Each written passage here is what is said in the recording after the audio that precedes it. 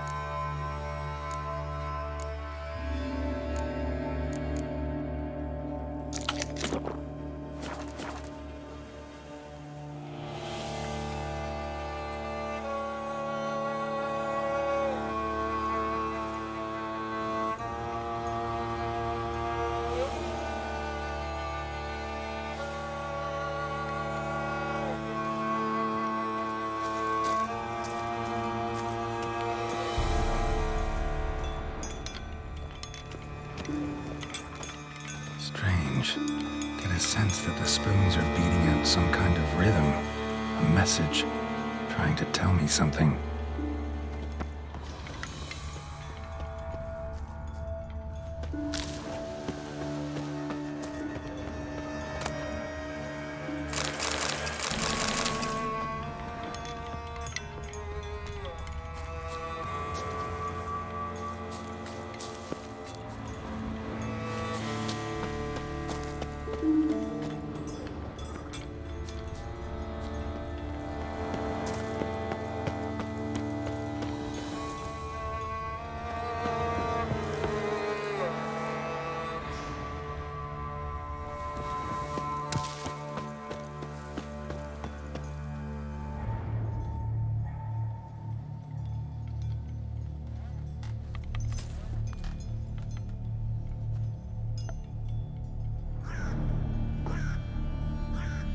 None shall sit and dine with you at your table. No spoon you have shall say to you. Never again shall you wish to spy your reflection in the mirror. Sounds like a curse, all right.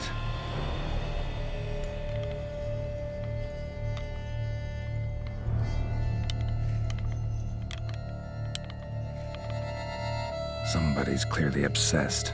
Regis mentioned the place might be cursed. Can't be a coincidence. Need to look around.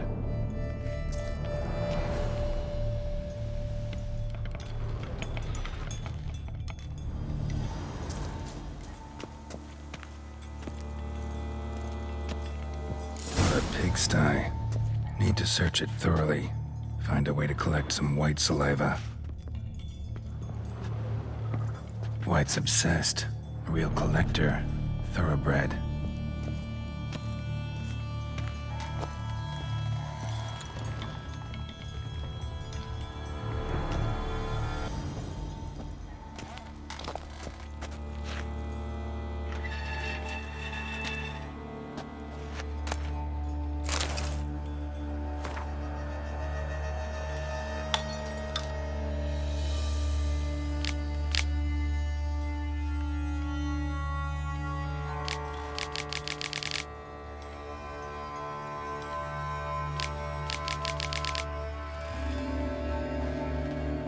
Girl.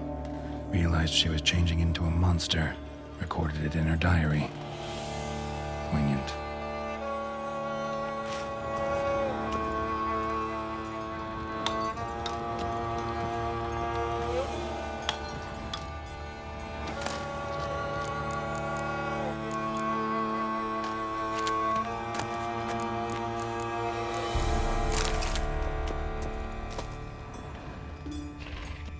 Smashed mirror, as if someone couldn't stand to look at themselves. The monster.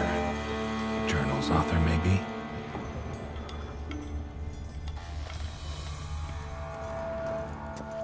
No spoon you have shall say to you.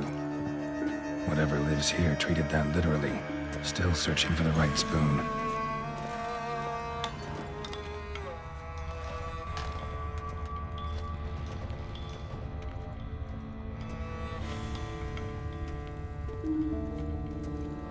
Skeletons.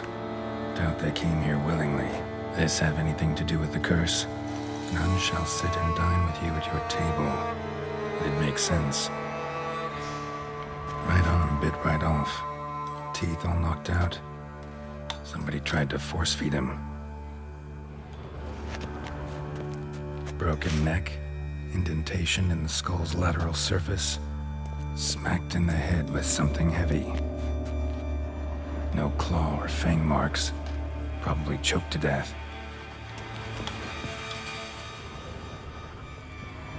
Woman's name scratched into this wooden spoon. Romantic.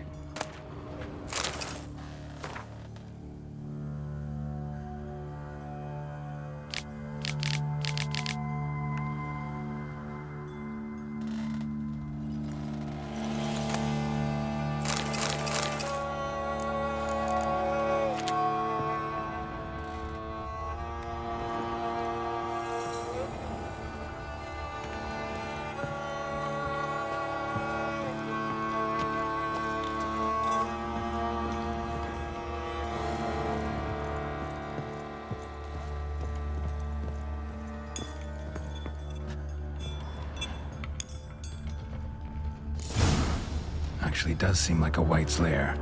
Bit atypical, but still. Cauldron should be somewhere around here.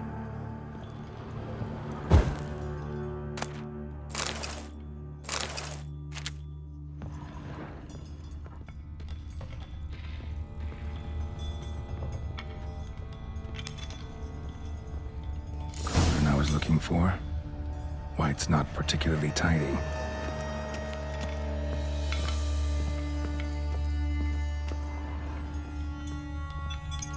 Spoon, pretty ordinary, maybe a little old.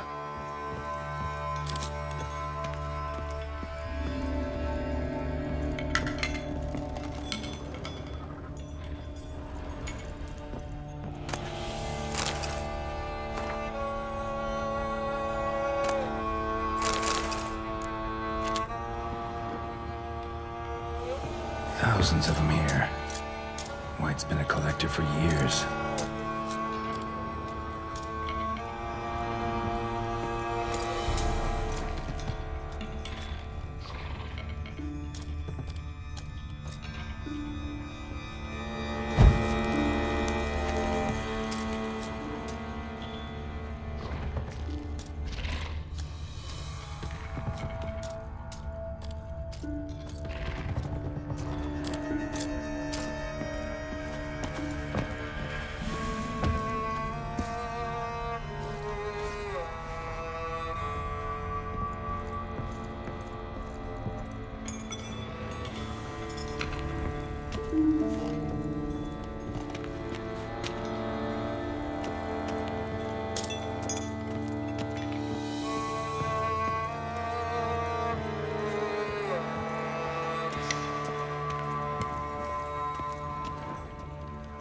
Table's set. White, who lives here, is getting ready for some sort of feast. White that lives here, definitely afflicted by a curse, and it's been trying desperately to lift it.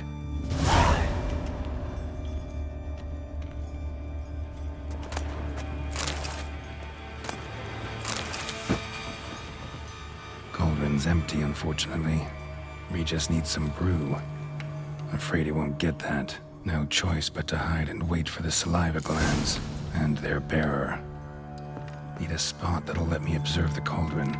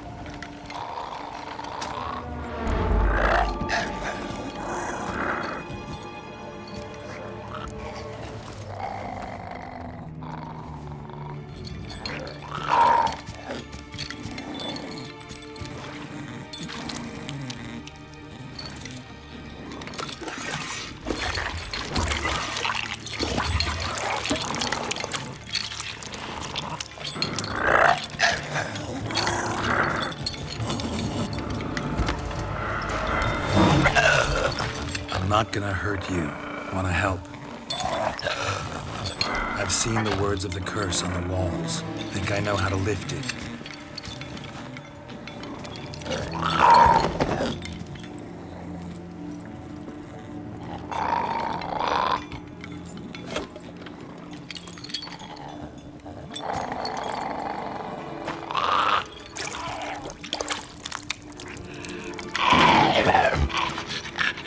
You tried to bring folk here.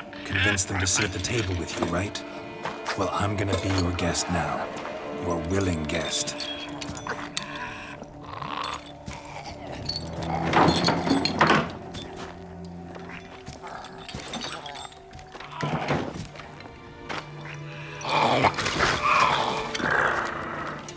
Just need a bit for Regis.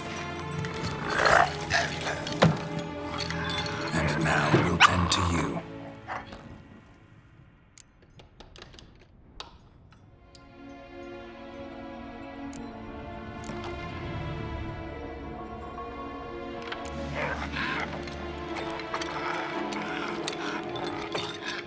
We can't use spoons. No, that won't work. You've been looking for a spoon that would feed you, but there's no such spoon. We need to eat without spoons.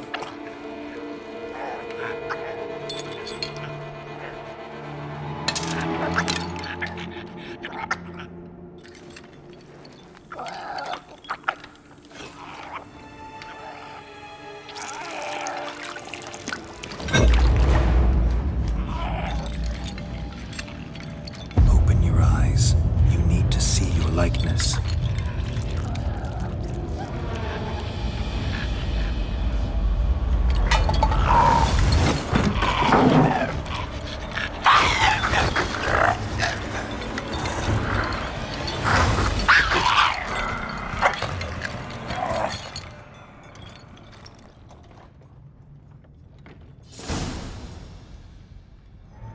Think it worked.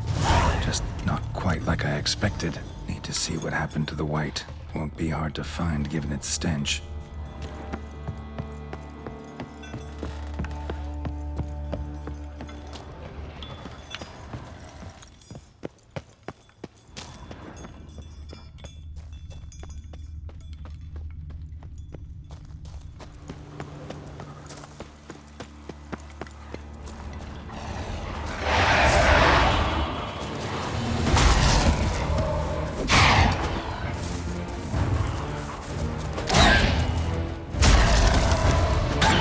Stench.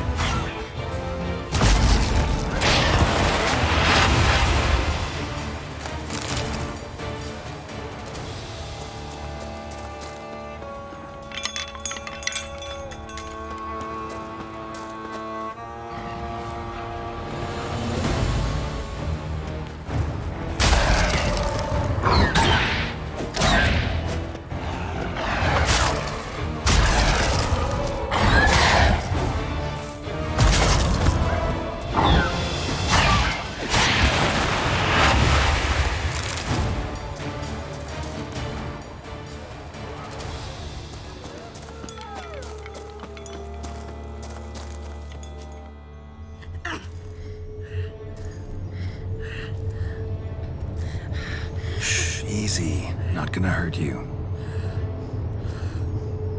Eat. I must eat.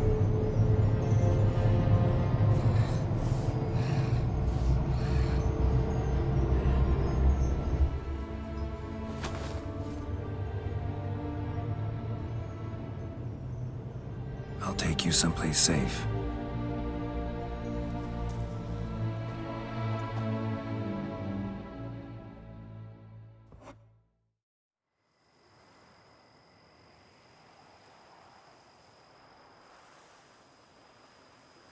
So I took her by the hand and led her here. Seemed the only sensible place for her. You did the right thing, sir. She should recover quickly here. Don't worry, sir. I shall see to everything. She is safe here and in good hands. She'll soon be back on her feet. Might actually take a while. She hadn't eaten anything in over 100 years when I found her. Horrid. Whatever brought this about? Told me her story on the way here. Her name's Marlena.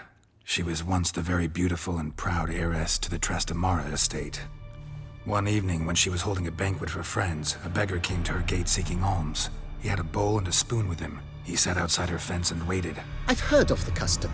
An ancient rite of hospitality that obliges one to give food and drink to such a guest lest he depart hungry. To neglect the custom is to bring great misfortune down upon oneself. Marlena didn't care a whit for the old customs. She drove the man off, saying she'd rather feed the leftovers from her feast to her dogs than to give the beggar anything. The beggar then broke his spoon, cast a curse. She was beautiful, so he said she'd never wish to look at herself in the mirror again. Since she adored feasts, he swore no one would ever wish to sit and dine with her. And as she even refused him the crumbs from her table, he swore she'd never find a spoon in the world that would sate her hunger. A harsh punishment. I imagine lifting the curse was hardly simple.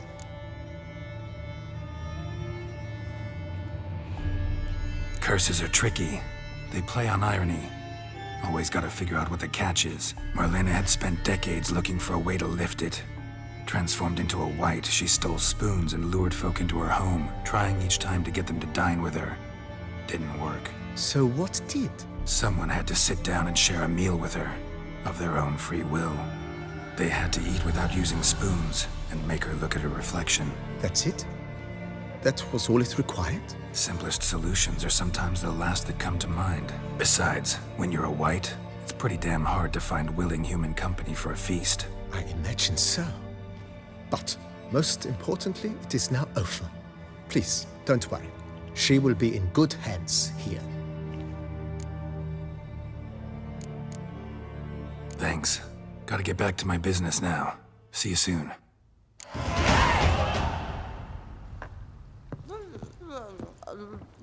I thank you.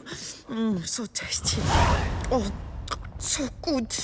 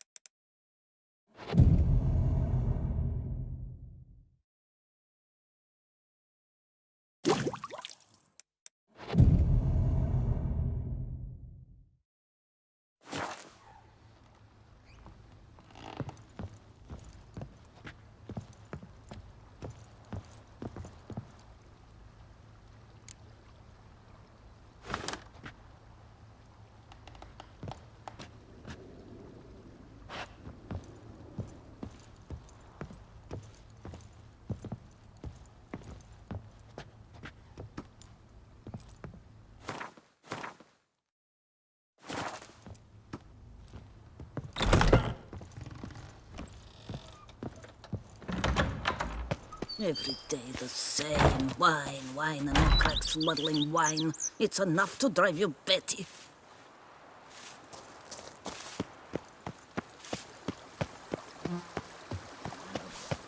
Hey there, half-wit. I've worked up to my chin and I've caught some rot. Did you hear about the monster that attacked the Toussaint Anna estate? They say it slaughtered them all. If your horse drops, if you ride it, it goes to gallop. Go get myself something hot. A witcher? We could use one around here, full time.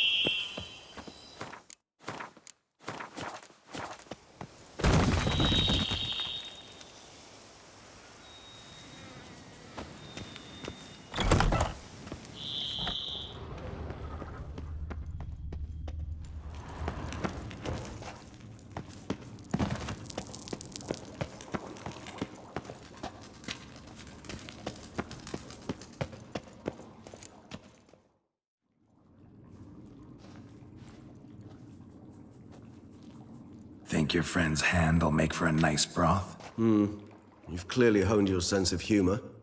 But we are not cannibals, Geralt. I took a fragment of tissue from the hand. It will suffice to prepare some resonance. What did you do with the rest? I cremated it, as our codex commands. A raven told me you'd acquired the necessary ingredient.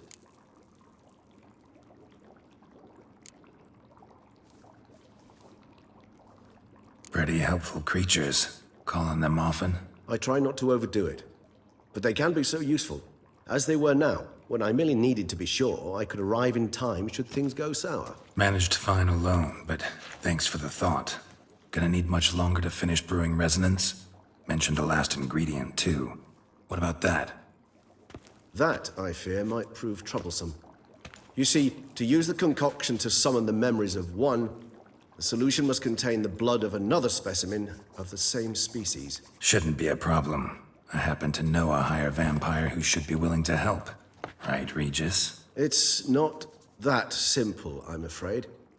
While you were away, I tried my damnedest to identify a replacement, but alas, none such exists. Not sure I understand what the problem is. Can't we just draw some of your blood? The blood must be in an agitated state. As I'm certain you know, higher vampires can change their corporeal shell. As our flesh changes, so does our blood's chemical composition. To make a long story short, I shall need to induce in myself a state of strong psychokinetic arousal. In brief, madness, rabidity. And that stands to be very, very dangerous. Dangerous? Why? I mean, you'll still be you, right? True, but I should be highly agitated, in a state of fury. You know better than I that fury cannot be controlled. If you've ever seen an enraged vampire, you know very well that all who find themselves nearby will be in grave danger. How will we handle that? I'd rather not have you lunge at me, claws extended. That makes two of us. But worry not. I've thought it through very thoroughly. Details to follow soon. All right, so what do you want to do? We shall visit Toussaint Anna, an ancient vampire estate. There we will find cages suspended in the air. I will enter one, be confined. You will lure beasts there. Beasts you will then kill. The bloodletting should prove profuse. Abundant enough so that the blood scent will drive me mad. Wild. Toussaint Anna. What's it like? It is a place of torment. A torture chamber. Long ago, shortly after we'd arrived in this world, one among us named Kagmar developed such a taste and lust for human blood that in one night he could imbibe an entire village. This brought trouble on the entire species. Common folk wearied quickly of living in constant fear. They began to hunt us, seek the aid of mages and witches in tracking us down. So what? Not like they could ever hope to kill you. But they were bothersome. Forgive the comparison, but when did you last enjoy mosquitoes buzzing around your head? In any case, the other vampires decided something had to be done. Kagmar had to be caught and punished. A torture chamber was thus outfitted in the dungeons of Toussaint Anna. Inside it, a cage made entirely of a special alloy of silver, dalvinite, and meteorite steel. Kagmar was captured and locked in the cage. Sat there over 2 centuries, driven to fury time after time, never able to escape. Thus I know the cage will withstand the fury to which we shall drive my humble being.